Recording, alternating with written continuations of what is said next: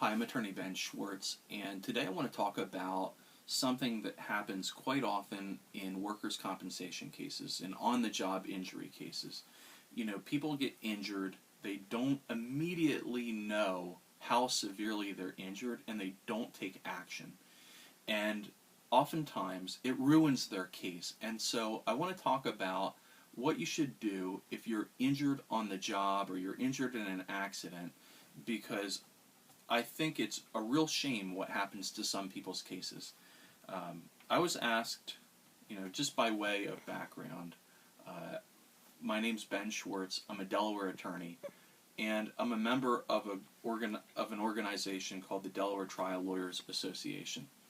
And every year the Delaware Trial Lawyers Association has an annual convention, and they have speakers. And each year, this year, last year too, I do what's called the case law update. So basically, what I do is I go through recent cases, the cases that came out over the course of the last year, and pick out the ones that have special meaning or special value, and those are the cases that we talk about. And in order to do that, I review all of the cases that came out of the courts in Delaware, out of the Superior Court, out of the Supreme Court, over the course of the last year. And I've been doing that, and I reviewed this case, and I don't think that it's one that I'm going to talk about at the Delaware Trial Lawyers Association annual convention, but it's a case that I think I want to talk to you about, and I want to put it on my blog. It's a case called Hardy versus Eastern Quality Vending, and it came out in May of 2015. The basic facts are, and the bottom line is this. Mr. Hardy is working at Eastern Quality Vending. He has a slip and fall. His coworkers see him slip and fall, and they go to court with him. They go to the board, to the Industrial Accident Board, and they testify about their recollection. The problem is that he didn't immediately report it in writing to his supervisor. He didn't immediately write it down in a diary. He didn't immediately start taking notes. And so by the time he gets to a hearing before the Delaware Industrial Accident Board, enough time has gone by to where no one's really sure of the details anymore. His coworkers can testify, well, we remember him falling, but we're not sure when it was. We're not sure if it was when he said it was, or if it was in December of the previous year. And so this is a case where he has a fall on the job, he gets injured, he ends up having surgery, he's got hundreds of thousands of dollars in medical bills and lost wages and permanent impairment benefits that he would be entitled to.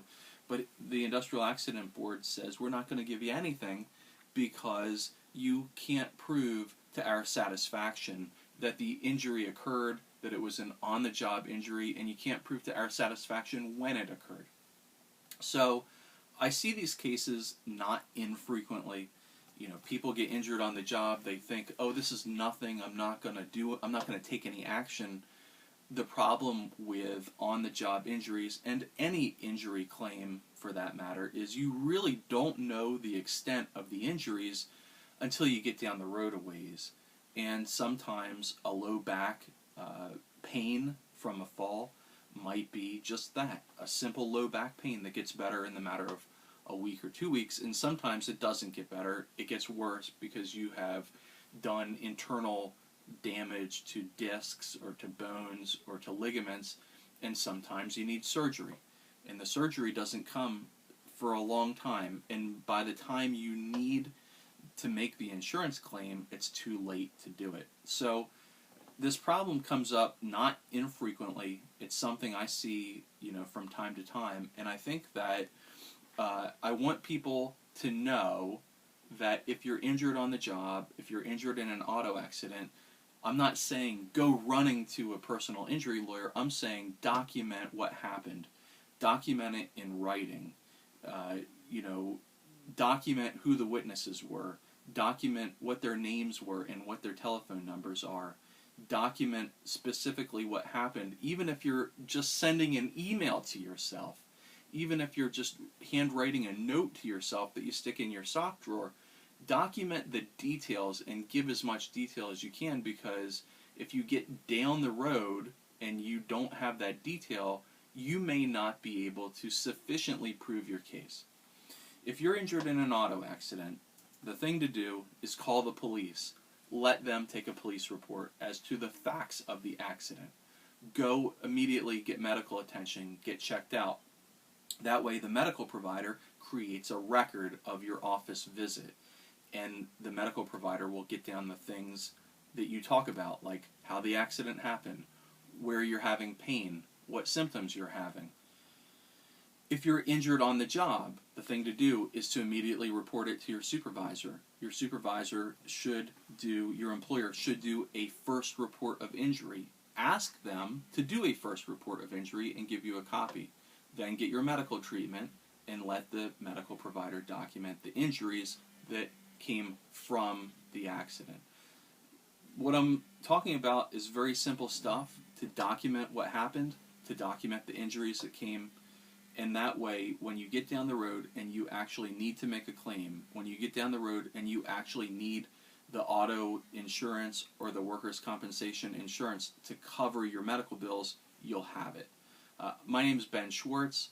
I'm an attorney with the law firm of Schwartz & Schwartz. We have offices in Dover, Delaware, Wilmington, Delaware, and just outside of Philadelphia, Pennsylvania. If you want to contact me directly with a question, my email address is ben.schwartz@schwartzandschwartz.com.